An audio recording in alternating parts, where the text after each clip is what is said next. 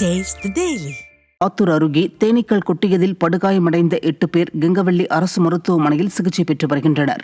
ஆத்தூர் அருகே ஆணையம்பட்டி பகுதியில் இருந்த தேன்கூட்டின் மீது மர்ம நபர் கல் வீசியதை அடுத்து சாலையில் நடந்து சென்ற பொதுமக்களை தேனீக்கள் கொட்டியது.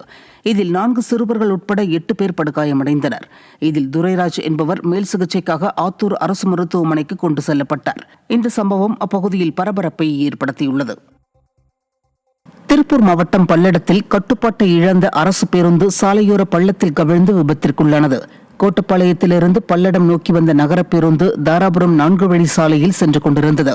அப்போது கார் ஒன்று திடீரென சாலையை கடந்ததால் பேருந்தின் முன்னால் சென்ற லாரி வேகத்தை குறைத்ததால் அதன் மீது மோதாமல் இருக்க பேருந்து ஓட்டுநர் பேருந்தை நிறுத்த முயன்றுள்ளார்.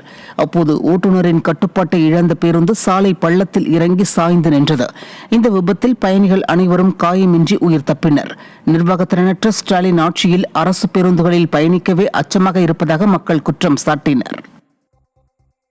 திருச்சி துவாக்குடியில் உள்ள ஒப்பிலா நாயகி உடனுரை திருநெடுங்கலநாதர் கோவிலில் ஆருத்ரா தரிசனத்தை முன்னிட்டு பல்வேறு வகையான அபிஷேகங்களும் தீபாராதனைகளும் நடைபெற்றது.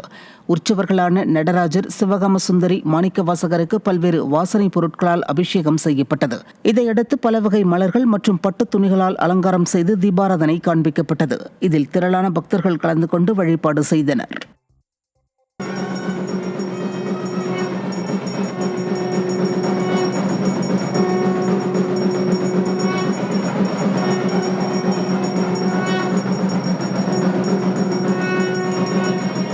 கடலூர் மாவட்டம் காட்டுமன்னார்கோவில் அருகே தனது கணவர் இறப்பில் மர்மம் இருப்பதாக மனைவி போலீசில் புகார் அளித்துள்ளார்.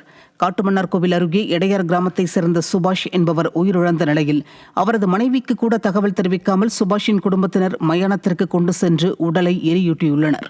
இதுகுறித்து மனைவி அனுஷியா அளித்த புகாரின் பேரில் பாதி எரியூட்டப்பட்ட நிலையில் இருந்த உடலை போலீசார் மீட்டு பிரேத பரிசோதனைக்கு அனுப்பி வைத்தனர். இந்த சம்பவம் அப்பகுதியில் பெரும் பரபரப்பை ஏற்படுத்தியுள்ளது. சென்னையை அடுத்த மாங்காடு அருகே சாலை விரிவாக்க பணிக்காக இரவோடு இரவாக கோவிலின் முன்பகுதி இடித்து அகற்றப்பட்ட சம்பவம் அப்பகுதியில் பரபரப்பை ஏற்படுத்தியுள்ளது. மாங்காடு அடுத்த கெருகம்பாக்கம் பகுதியில் சாலையோர ஆக்கிரமிப்பு செய்யப்பட்டிருந்த வீடு, கடைகள் அப்புறப்படுத்தப்பட்டு வருகிறது.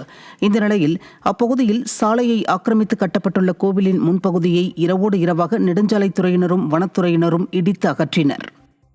கரூர் மாவட்டம் அரவக்குறிச்சி அருகே பூலாம்வலசில் இந்த ஆண்டு சேவல் சண்டை நடத்த அப்பகுதி மக்கள் வலியுறுத்தியுள்ளனர். உலக புகழ்பெற்ற பூலாம்வலசு சேவல் சண்டை நடத்த 3 ஆண்டுகளாக தடை செய்யப்பட்ட நிலையில் இந்த ஆண்டும் தடை தொடர்வதாக மாவட்ட நிர்வாகமும் காவல்துறையினரும் தெரிவித்துள்ளனர்.